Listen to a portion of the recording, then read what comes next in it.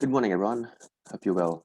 Dex here from A2K, and thanks for joining us for today's webinar, Advanced Overview of the Product Design and Manufacturing Collection. Applications Engineer John Pitcher will be presenting for us. So we'll just go through about A2K, all about fostering innovation through consulting and training. A2K Technologies plays a vital role in helping infrastructure, building, mining, construction, architecture, and manufacturing industries reach their full potential by delivering complete technology solutions and support services such as education, consulting, IT managed services. We're working with visionaries to shape the future of design and in turn enable them through innovation to minimize risks, improve productivities and achieve excellence. A2K Technologies is considered the business partner of choice and trusted advisor by vendors and clients. We partner with major software and hardware vendors to meet our clients' technology needs. We strive to exceed client expectations by understanding their challenges and delivering solutions through experience and innovation. We work with clients and companies of any size, nationally and abroad. Also, guys, if you have any questions, please feel free to add them in the Q&A box and we'll go through them after the presentation. Over to you, John. Thanks, Dexter, and welcome everybody. It's great to have you along today. Thanks for tuning in to today's webinar.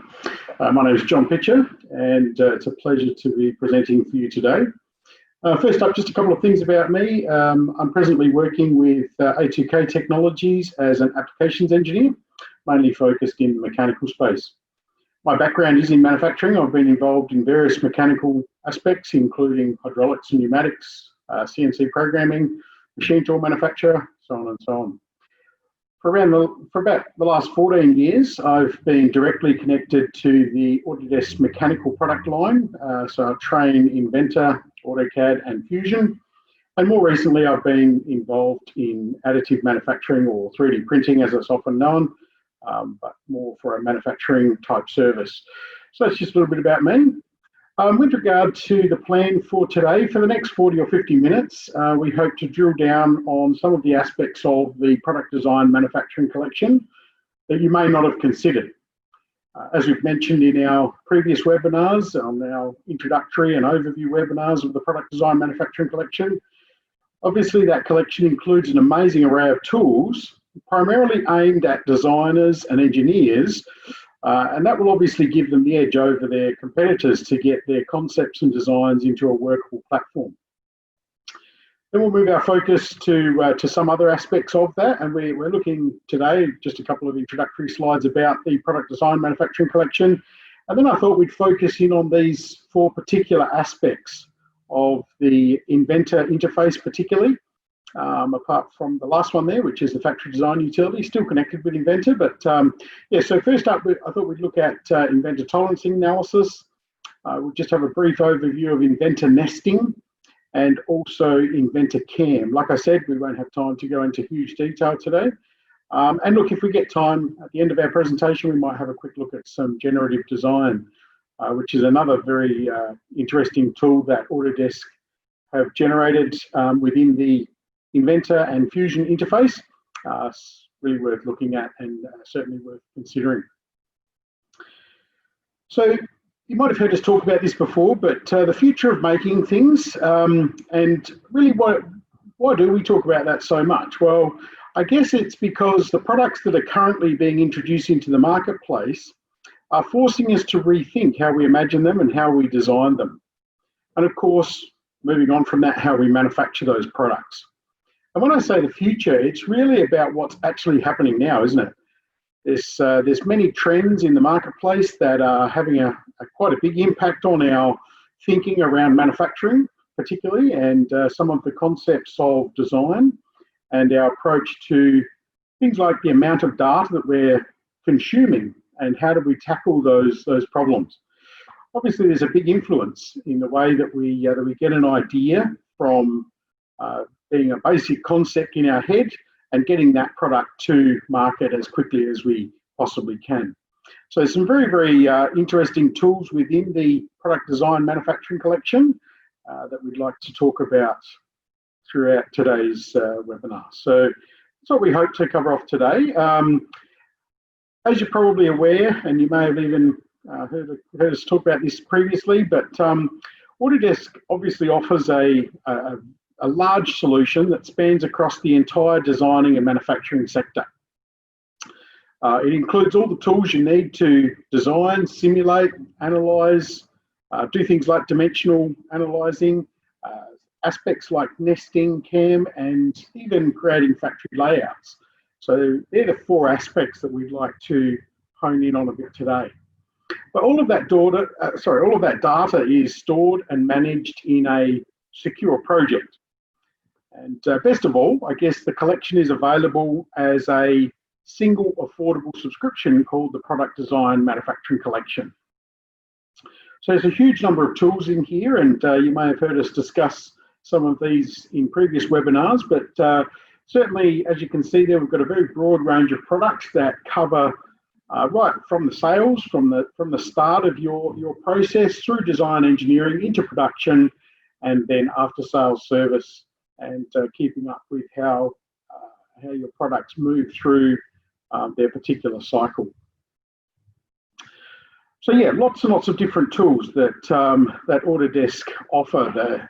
This large element of the Product Design Manufacturing Collection. And some of these we're not going to go into any depth on today, but you may have heard of Nastran, which is obviously an FEA and stress analysis type interface. Yeah, we'll certainly touch on some of those, but we won't be going into huge detail. Vault is another area that you may have considered in the past for data management. Again, won't be talking too much about that one today, but lots and lots of other tools in there. 3D Studio Max for doing things like animations and high-end renderings that maybe will help sell your product to a prospective client or customer. So lots and lots of tools that are available to us. And as I said, these tools are all designed to give us the edge. And I guess it's a collection of technologies that enables us to connect on a single design platform. We can automate processes and accelerate production. Obviously, with this, we've got 4 steps here. We can innovate, which allows us to clear time for further innovation and taking advantage of tools that are purpose-built to have a positive impact on the way that we design and manufacture our products. Obviously, we can stay connected, and by connected, obviously, we want to break down those silos of information and make sure that we're all interconnected, whether it be via a cloud-type platform. But again, there's a bunch of different tools for allowing us to connect and to manage that process right throughout our particular manufacturing circumstance. Obviously, we can automate and leveraging data and artificial intelligence and things like that, and those cloud technologies to reduce iterations that we might have to go through as physical prototypes. And we've talked about digital prototyping many, many times before. But of course, we can, like we said, with our tolerance analysis, we can optimize tolerances. We can solve complex engineering problems and quickly create production-ready designs. So really, it's about producing smart designs and manufacturing those items and getting them to the market as quick as we can. So there's a whole range of different tools in the Product Design Manufacturing Collection that will enable us to push forward on those 4 particular steps that are involved that we've talked about there. So the concept of designing products begins with basically professional grade, either 2D or 3D CAD systems. Flexible modeling tools that allow us parametric design and freeform design as well, that allows us to maybe push and pull and flex our model. But obviously we can use those tools to create a more robust model that's going to allow us to have a much better result at the end of the day. So many different concepts, I guess, right from a sheet metal component through to structural frames, through to molded cavities, etc., etc. The idea with the Product Design Manufacturing Collection is to reduce the repetitive tasks and quickly reconfigure parts and assemblies using things like iLogic. And we'll perhaps touch on that a little later in our presentation. And of course, the big benefit within the Product Design Manufacturing Collection is the fact that we are completely associative, and there's an associative link from our CAD system, so we can use the AnyCAD functionality which you may or may not have heard of, but AnyCAD is a very, very powerful tool for allowing us to bring in effectively any other CAD systems model and bring it into Inventor as a native model. So we can link to those models and work with them as we go through the process for our design and engineering situation. And of course, lastly, there we've got BIM interoperability, which is very useful because we can now link directly from Inventor to the likes of Revit.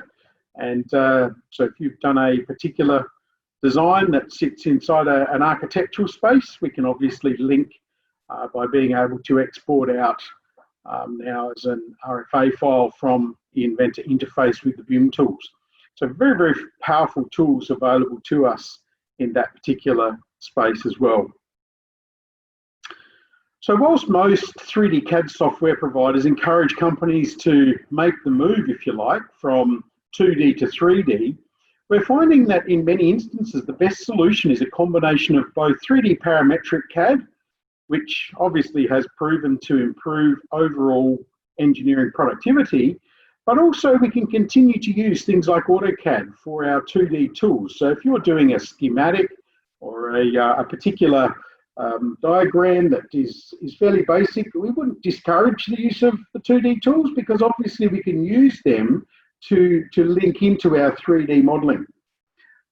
And this becomes very, very powerful when we look at some of the linkages between AutoCAD Electrical and Inventor, which is a very, very powerful, again, a powerful tool to enable connection of that engineering data in an electrical type environment.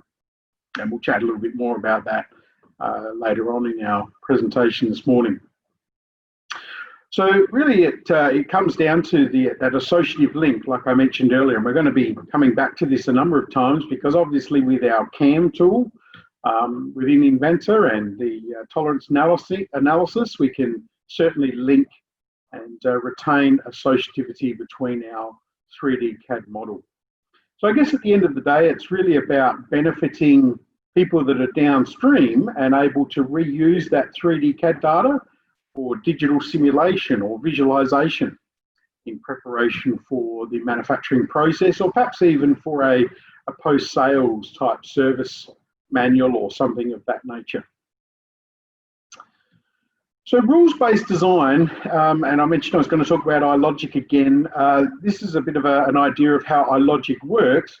Basically, it's a rules-based system where we can come up with an assembly, for instance. As you can see here, we've got a conveyor assembly, and effectively we can tell Inventor how we would like that conveyor supported or how many rollers we need in that particular conveyor system. And again, we can do that using an iLogic system. Effectively, iLogic defines a series of rules and which allows us to reconfigure that design to meet the demands that our customer is putting on us. And of course, that allows us to customize things very, very quickly.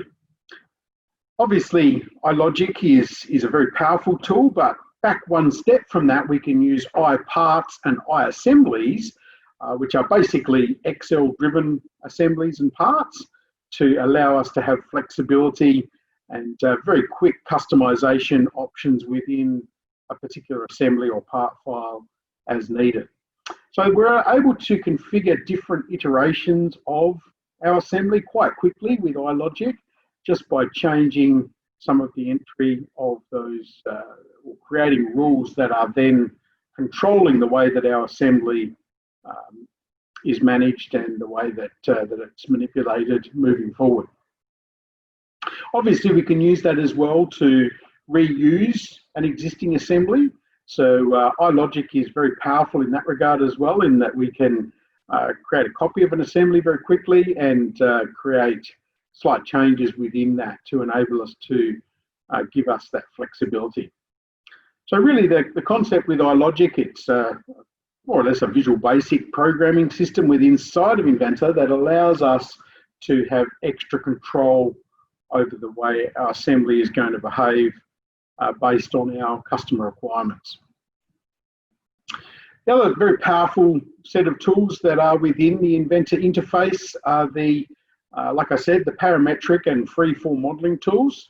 that allow us to drive our model in a certain way. But also the very powerful thing that anybody that's been using Inventor for some time would be aware of, the content center, which is again a very, very large library of consumable parts, bolts, nuts, washers, circlips, split pins, etc., all those sort of general consumable items. There's over 1.2 million parts in that library now. So we should not be really modeling up any of those components, even bearings and grease nipples and all those sort of components that are reused are available right out of the content center, which is a very, very quick way to add extra detail to your model and without having to actually physically model any of those components. The other very powerful thing is obviously our fabrication module within Inventor, our welding options, so we can add weld beads and different weld technologies to our model and use those for creating very robust assemblies that will enable us to add the mass of our welds, for instance, so we can cost that into a particular job. If we are fabricating up a large assembly of some kind, we can obviously add how much MIG wire, for instance, we're adding to our particular assembly. So yeah, all of those things are included in the mass properties within the Inventor environment. So, and obviously as well, down the bottom in the center of the page there, we've got all the component generators, where again, we can very quickly generate a set of spur gears, for instance, or a worm and worm mill type situation. We can generate brake systems and different things of that nature. So lots of different options for developing cams and V-belts and all sorts of other aspects of working within Inventor. But again, the big benefit of this is we don't have to leave the application. These options are all done from within the Inventor interface that you should be familiar with. I guess the other big question is, how are you communicating your design information with your teams or perhaps even with a customer or a supplier of various components within that particular situation? Shared views is a very powerful tool where we can very easily collect work in progress information and feedback from other people within the business. And basically we can view that via, we can view that model that's been marked up or whatever it might be via a web browser. So very, very powerful tools in the shared views type situation. We can give people within the team access to the model so they can measure and mark up or do some redlining or whatever it might be within that particular environment. So most 3D CAD software nowadays has some sort of entry-level FEA associated with it. And Inventor also has a very, very powerful tool, certainly not an entry-level tool in that sense, but I guess the big question is, are we getting the correct information from our design with regard to the particular situation? Again, the question really is, are those results telling the entire story?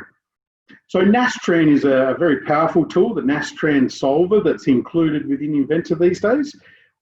Gives us the opportunity to do advanced simulation studies. We can set those studies up and show how those studies actually come out. So there's options there for non-linear, for thermal, fatigue and dynamic studies, and they will offer a complete understanding of your product's performance with accurate results. So that technology is very, very powerful. It's like I said, it's a very wide industry accepted type standard is the Autodesk Nastran solver. It's a very great, very interesting tool. Like I said, quite an involved tool. It does do quite a number of different types of FEA studies for us, and certainly A2K, we run various training courses for that particular aspect of working with FEA type circumstances and situations. So I mentioned before about connecting or collaborating with AutoCAD Electrical. Basically, for those of you that have been using Inventor, you may be familiar with the routed systems interface that's available within Inventor. Again, a very, very powerful tool, but the real benefit of this is that we can create an electromechanical link between the AutoCAD electrical model from our standard AutoCAD electrical with all our switchgear and things, and link that to a 3D model within Inventor.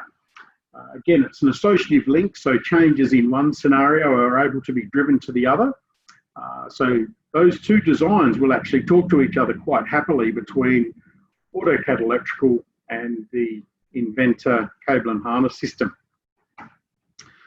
So yeah, basically they are synced at any change, and effectively the impact on the next aspect of your engineering data is passed on through your Inventor model. So really, that's a very, very powerful tool that if anybody's involved in that, certainly talk to us further. There's some very, very clever tools in the Inventor interface that allow us to link directly with schematics from an AutoCAD 2D type file. So what I'd like to do now is just have a further chat about some of the very powerful tools, those 4 elements that we mentioned earlier. And first up, we're just going to talk quickly about some of the tools that are available directly with Inventor. If you've been using Inventor over the last few releases, you may have seen that they've included now the option to create 3D dimensions within your model, within your physical model inside of Inventor. This is a very, very powerful tool because what we can do then is use Inventor's tolerance analysis to do a study of how those dimensions stack up. And we can very quickly analyze whether there's going to be interference between any aspects of our model and move that process or that resolution down the line before we actually start to manufacture our components. So there's always a growing demand for engineering organisations to get design data into manufacturing more efficiently.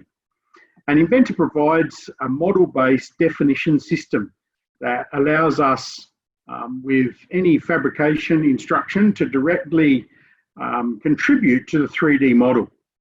I guess this reduces the need of a 2D drawing effectively, so we can send our model straight to a CNC type scenario, for instance, and we'll talk a little bit more about that in a moment with Inventor CAM, without really needing a 2D drawing sitting on a manufacturer's desk, because we can analyze that from the 3D model. So a very powerful tool is the tolerance analysis. Basically what it does, we insert the various tolerances at the model level, and what Inventor will do, we can run a study over those dimensions.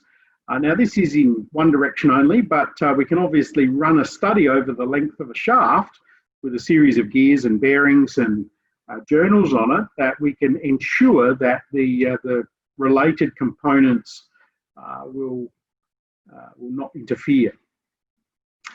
And of course, going back a few years prior to this particular tool, mechanical designers used to spend copious amounts of time reviewing and investigating the width and thickness of all their gears and the tolerances associated with that, and how those tolerances might look once you've got 4 or 5 gears and 3 or 4 bearings stacked up in a direction on a shaft, and how those tolerances are actually going to affect the overall sizing of the housing or whatever it might be that's connected to that particular power drivetrain.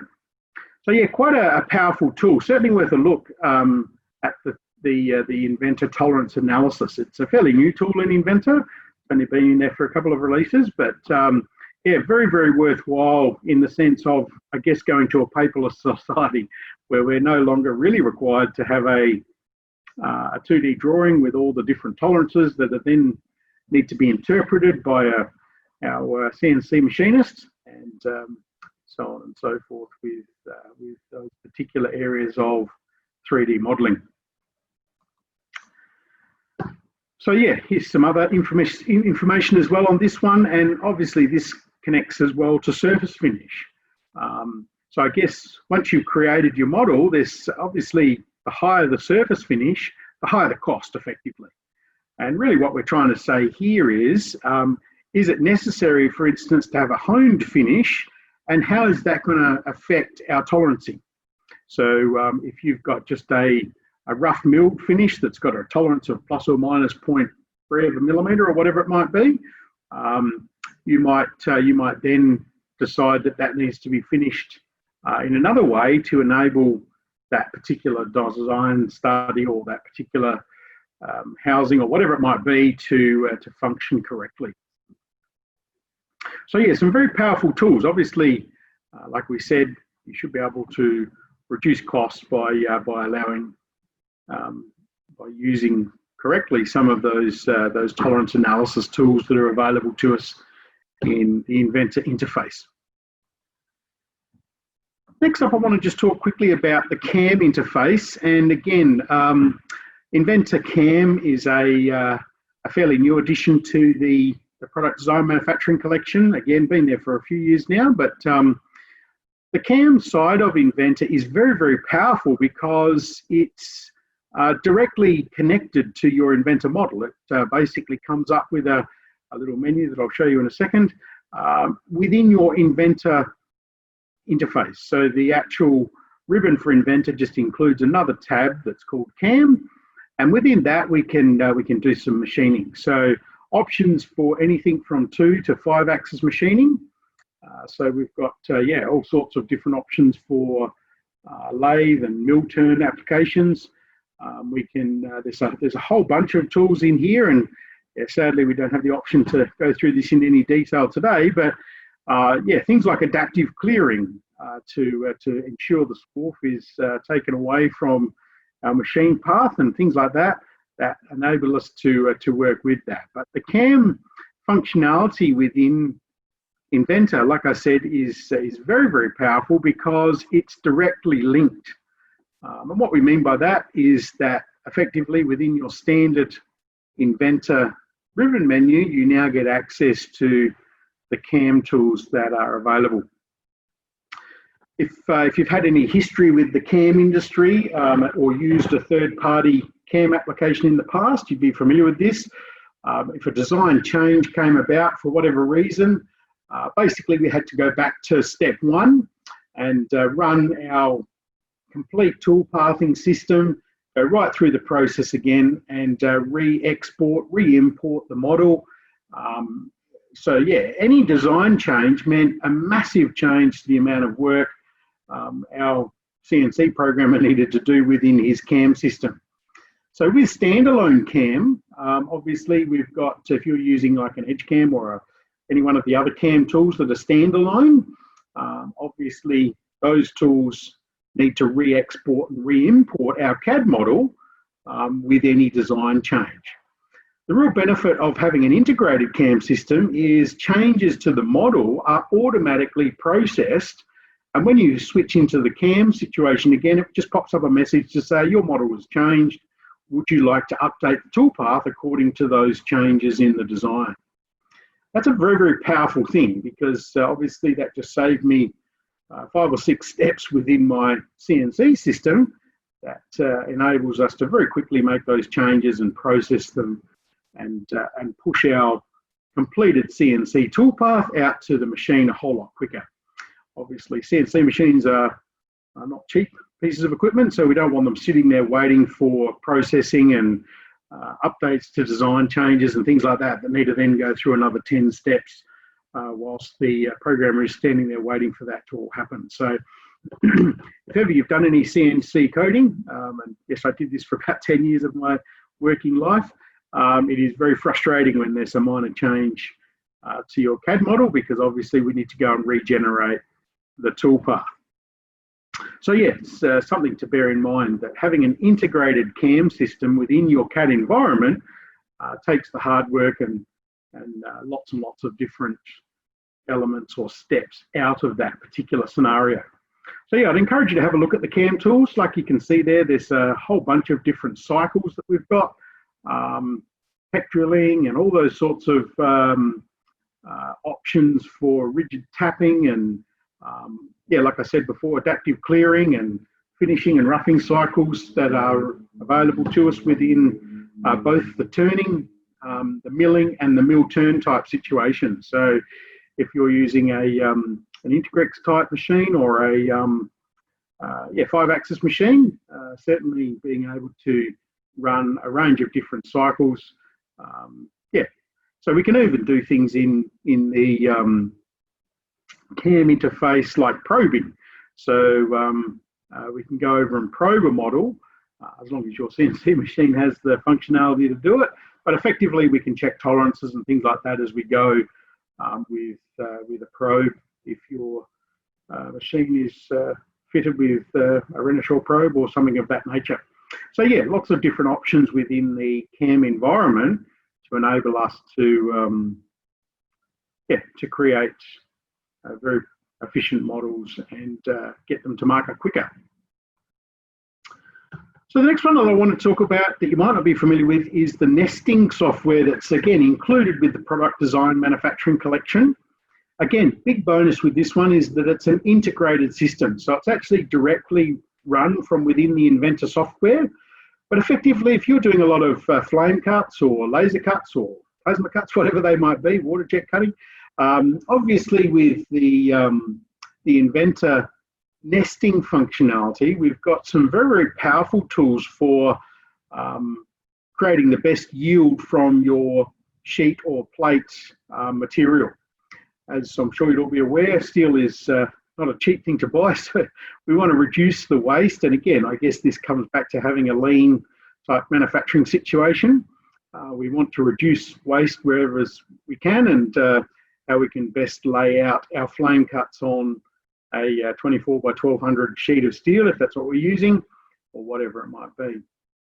So the nesting tool actually, if we load up an Inventor assembly, basically what it does, it sorts through, looks for items, firstly with a common material type.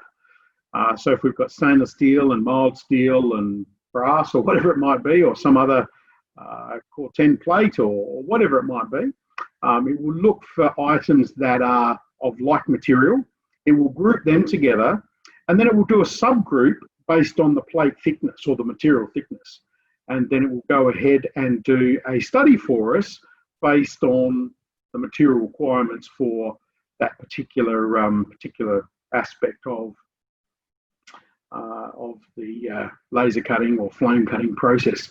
So yeah, very, very powerful tool to be able to investigate how best to lay this out. Obviously, this was all done manually in the past, where a guy on his laser cut machine would look at the various shapes and sort of try and fit them together as best he could. Great thing about Inventor, obviously, it does this all automatically for us. So it will look at perhaps a specified clearance around each part and create the best possible nested layout and place this onto the particular sheet of material that we want to. We can then export that out as a DXF, or even better still, as I mentioned earlier, we can run this through Inventor's CAM system, which would then generate the G code to send straight to your plasma cutter or your water jet cutter or whatever it might be that you're using to create your finished components. So yeah, very, very powerful tool for reducing waste in a situation like that. So basically, yeah, we load the Inventor model up, we run the study over the assembly, and the assembly, what the nesting tool does, like I said, it sorts the items based on material thickness and also material type. It groups them all together and then offers us the option to set the default material size. So maybe we've got a piece of plate that's 600 by 800, and we need to fit all these components into a particular space on that piece of plate. So we can set our stock material size. Like I said, if you're using stock 1200 by 2400 or 3 meter sheets, you can obviously set that stock size as well as part of the nesting type situation. So yeah, very, very powerful tools. Worth a look, guys, if you've not explored these already. Like I said, we can certainly point you in the right direction for some other tutorials or whatever it might be in regard to using this particular functionality. Yeah, very, very interesting tools for use yeah, anything 2D profile cutting related.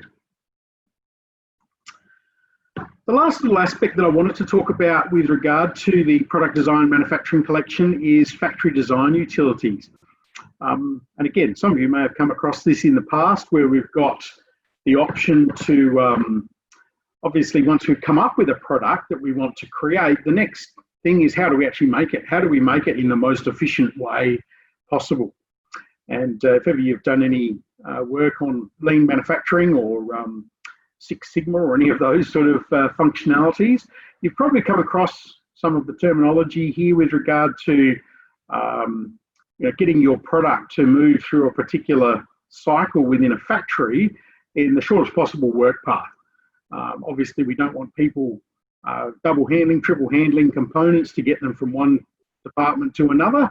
And so really at the end of the day, we need to be able to force our inventor to use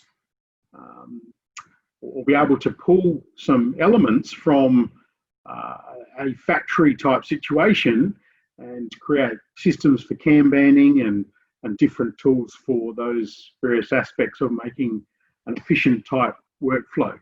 So with the factory design utility, we've got a bunch of options for conveyor systems where we can pull in conveyors to do some short circuiting and see how things are actually going to profile. We can pull in robotic systems for logistic management and things like that. So we can link to all of these different tools in regard to bringing different elements into our modeling situation. So yeah, very, very powerful tool to look at things for, and those of you that have been in this space might be aware of spaghetti mapping, where we talk about product flow through a particular production environment to see how we can make that most efficient. We don't want parts traveling backwards and forwards and covering any more time and space than they need to. So we obviously lay out our factory according to the cleanest possible workflow that will make them travel in the quickest possible way as we go through that particular situation. Obviously, every delay affects our production output and also our production cost.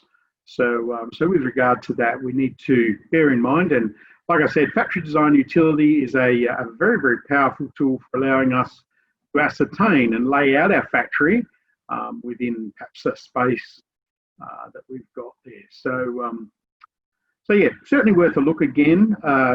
Very large library of conveyors and systems that are available to be to work cells and things like that we can bring straight into our Inventor model and ascertain how productive things are going to be. Okay, so there were the 4 key elements that I wanted to really talk about, guys. So I hope that's given you a bit of information on that. I did wonder if we've got the time, whether I don't just have a quick chat about generative design. Dexter, how are we looking for time there? Would that be okay to just have a quick look at generative design for those that are interested? Yeah, that should be fine, John. We've still got a few minutes. No trouble. So, so yeah, just in the last couple of minutes, guys, I thought for those of you that haven't had a look at generative design before, another very, very powerful tool within Inventor's interface. It's a great tool that enables us to do design iteration exploration as we work through our modeling process. So effectively, if you model up a particular component, we can run it through a computational system that actually explores how we could best create that part. And whilst this might look all a bit fancy, obviously this links in very much with additive manufacturing. So if we're talking about 3D printing componentry that is ready for engineering situations, certainly the whole generative design process is a very, very powerful tool. And again, worth a look if you've got anything that fits that. So here's a classic example of a seatbelt bracket that was developed by General Motors, actually, in the US. But effectively, as you can see, the component on the left is what was being created previously. So it was made up of 8 separate components and consisted of multiple different folding and bending processes and punching processes to create a bracket for a seatbelt retainer. So basically what we did was run that through the Generative Design tool. We set up a series of situations that enable us to do testing on that particular part. Now, whilst that might look like a crazy part to machine, I guess what we're talking about here is taking this to the next level and 3D printing those components. Now, this functionality has been used in aerospace for some time because obviously like space that a component takes up is quite critical, as is the final weight of the part. So as you can see there, by 3D printing the bracket on the right, we ended up with a part that was 20% stronger and 40% lighter. So that's just one example of a seatbelt bracket. Imagine if we applied that to everything within our particular motor vehicle. Like I said, being used widely in aerospace at this point in time, and starting to be used in automotive now, where we're finding a lot more 3D printed componentry moving into production spaces. And yeah, for those of you that may not be aware, metal 3D printing is quite an available functionality now. In fact, A2K have got a metal printer set up at Parafield here in South Australia, and we're doing quite a bit of model investigation and running off quite a number of parts in 17.4 stainless. 316 stainless has just been released, and there's about 4 different types of tool steel. So we can print in D2 tool steel, we can print in A2 tool steel, and also Inconel.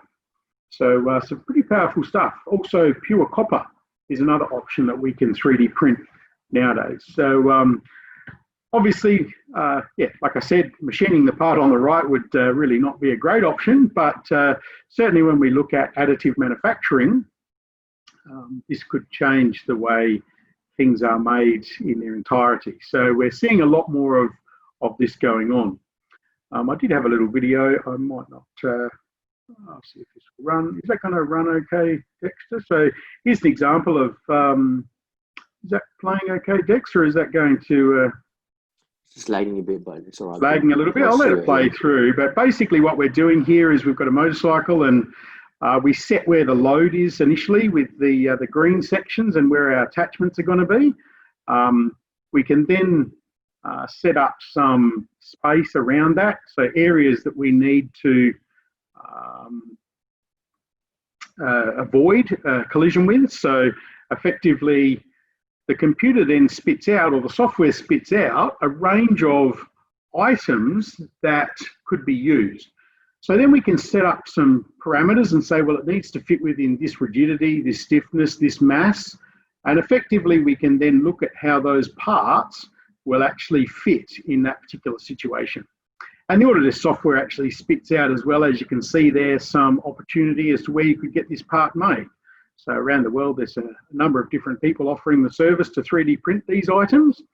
And like I said, this is, I guess, the way of the future. We're seeing a lot of these sort of components now being made in those type of situations. So again, looks an interesting part, quite a space age looking part, but and I guess that's the point. These items are available to us now to be 3D printed. So just to wrap up then, before we go to our Q&A section, like I said, a huge bunch of tools included in the product design manufacturing collection.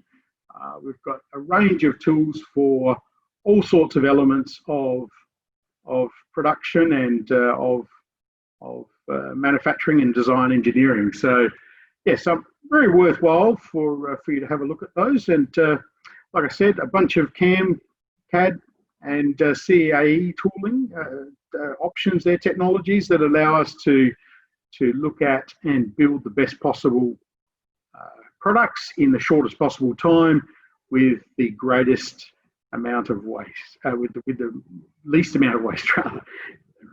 So yeah, so I hope you've enjoyed what we've had to say today, and like I said, we'll stay online. There is a couple of questions popping up, so we'll try and answer all those questions.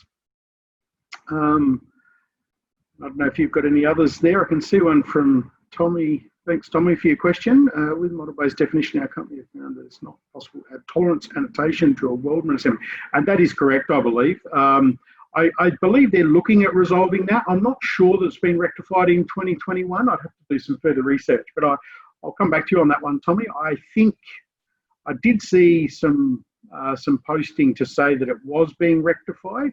I'll do some checks and come back to you on that one because, yeah, I think it has been resolved, but I won't say for sure. Don't want to give anybody an incorrect direction there. So I'll check that up for you, Tommy, as to whether that is an option in 2021.